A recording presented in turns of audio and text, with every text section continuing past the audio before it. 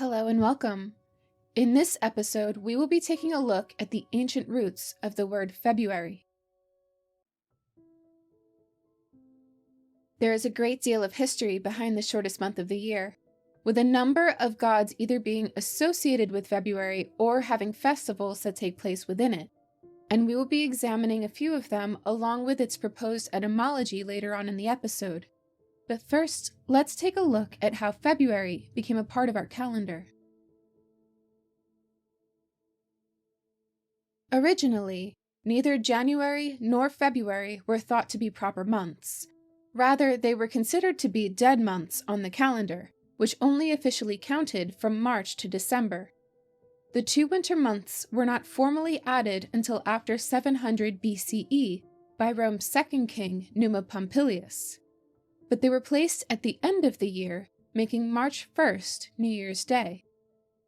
This is why the last 4 months of the year have numerical prefixes that don't align with their month in our current calendar. And there were other months in the Roman calendar that followed a similar naming scheme, however, at certain historical turning points, they were renamed to honor important figures. For example, Quintilius was changed to Julius, or July, for Julius Caesar. The addition of January and February was made to accommodate the length of time it takes for the Earth to travel around the Sun, or vice versa given the scientific theories of the day. Initially, both months were only 28 days, but while January acquired more over time, February notably did not. And there is a long explanation for this and a short one. The short one would more than suffice, but the long one is far more interesting. You see, due to the Roman superstition that even numbers were unlucky, they desired to create a calendar where all of the months had an odd number of days, which unfortunately was not possible due to basic arithmetic. Since there were now 12 months, and an even number of odd numbers will always equal an even number, they needed 1 month to have an even number of days, or else the whole year would have had an even number of days. The logic being that an unlucky month was better than an unlucky year. So, when King Numa was reworking the calendar prior to the official addition of January and February, there were originally 6 months with 30 days and 4 with 31. This adds up to a total of 304 days. And there is a little bit of nuance to these numbers, because at this time, the months were based on a lunar calendar. The lunar cycle is 29.5 days, which, if we multiply by 10 months, comes out to a total of 295 days. But, as I mentioned, the calendar canonically had 304 days. It is thought that since each month began and ended with the new moon, these days were counted twice, both at the ending of the previous month and the beginning of the next, which would give us the extra 9 days. In an effort to sync the first Roman calendar with the lunar year, Numa added 50 days to the calendar and took a day from each of the months with 30 days, leaving them with 29, and reallocating the days to the 2 new winter months, giving them both 28 days. This added up to 354 days, which is fairly accurate to an actual 12-month lunar year of 354.36707 days. However, since even numbers were considered unlucky, he rounded up and added an extra day to January, making the year 355 days. But even with the additional 51 days, the calendar was unable to maintain synchronicity with the cycle of the Earth, causing problems such as harvest festivals being celebrated without any actual crops to take in, and solstices occurring outside of their respective seasons. This led to a reformation of the calendar that was based on the solar year, known as the Julian calendar, as it was introduced by Julius Caesar. This new calendar is much more familiar to our current one, consisting of 365 days, and broken down into 4 relatively equal seasons, each including 91 to 92 days. Yet, this new system did not quite align with the solar year, each year being about 11 minutes too long, which resulted more or less in an extra day every 128 years. Over the course of roughly the next millennia and a half, the calendar was off by about 10 days, leading to the creation of our current arrangement, known as the Gregorian calendar. With the addition of the extra days of the solar calendar, the months with 29 days were updated to have 30 or even 31, but February remained a 28-day month.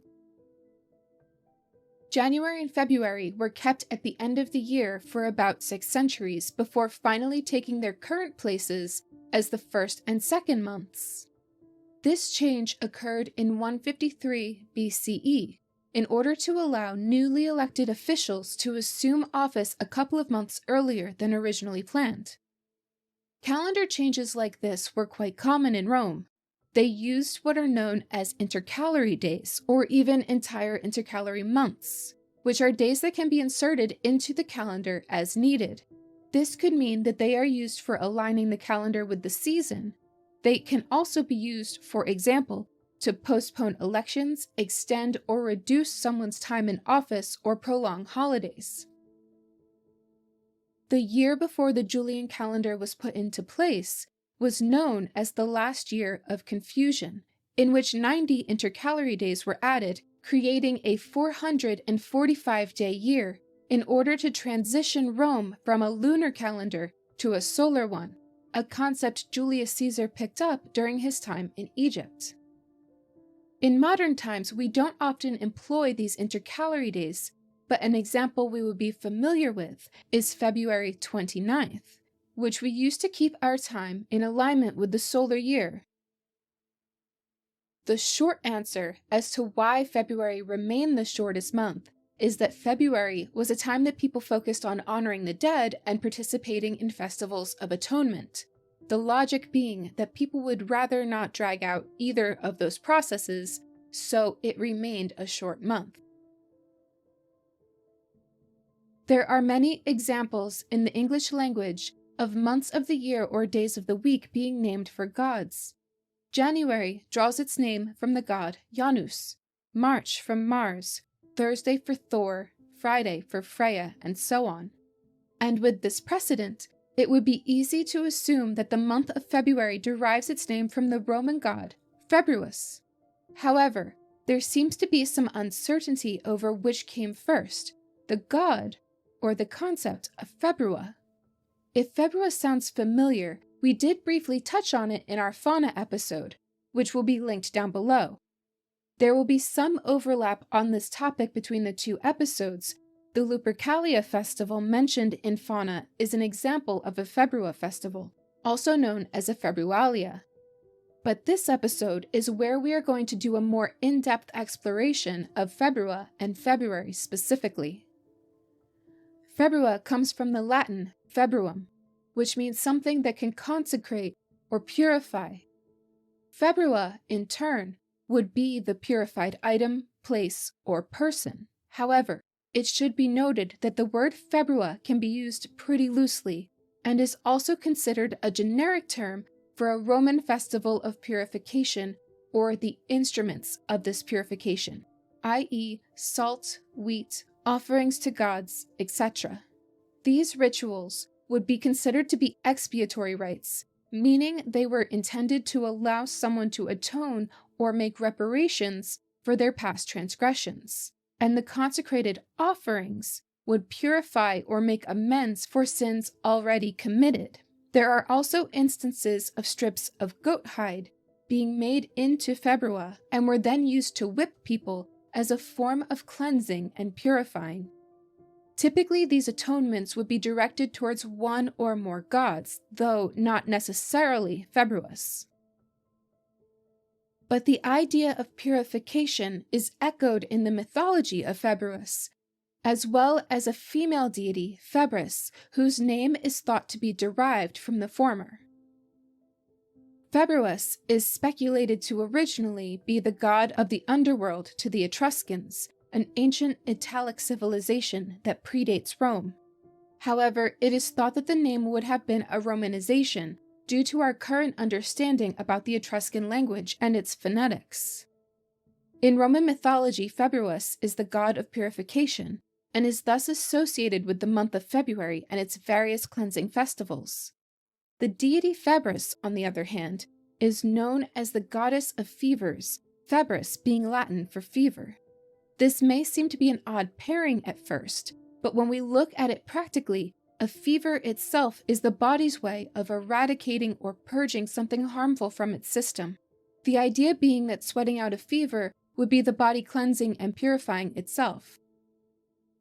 We don't have a deep insight into either of their mythologies, but we do know that Febris was considered to be one of the more baleful deities in the Roman pantheon.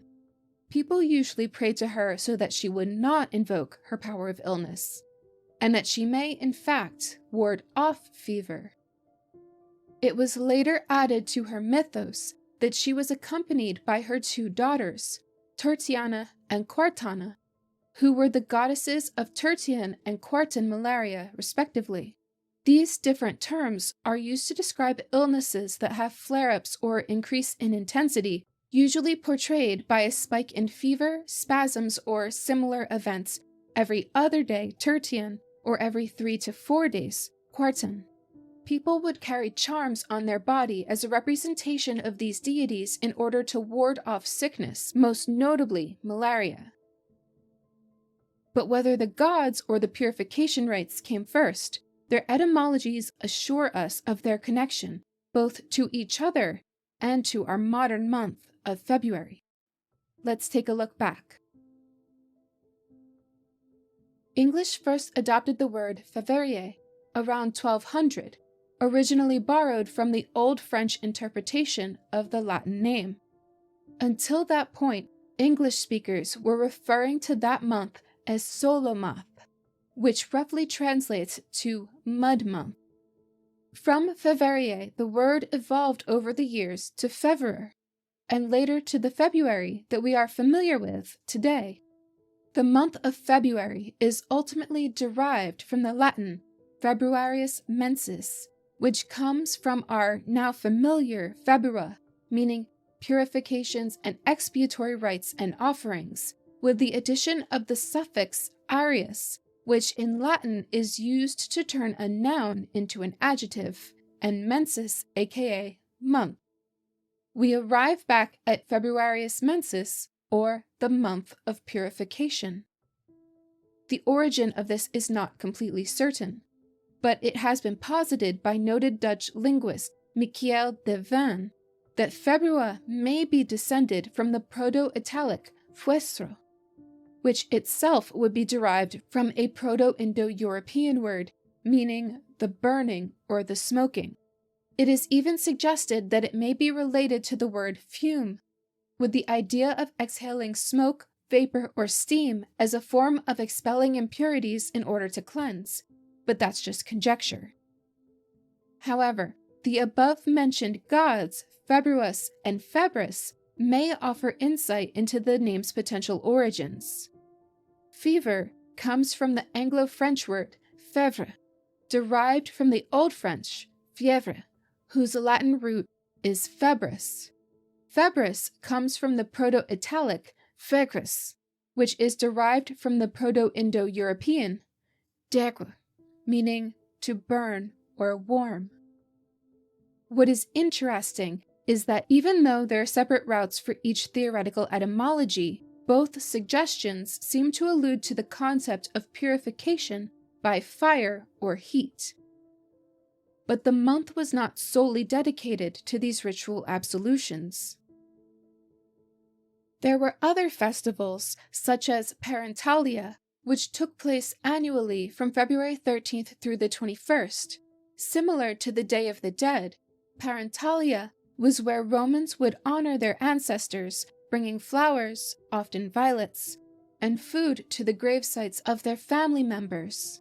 There were even some mausoleums that included small stone ovens, so people could prepare fresh bread to share with each other and the deceased.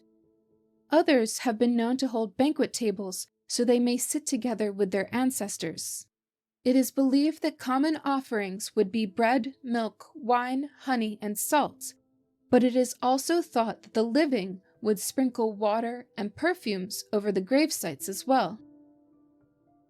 This was a time of solemnity and reverence for the Romans, where business dealings, senate meetings, and other religious ceremonies such as weddings were suspended so that the living could properly pay their respects to their ancestors.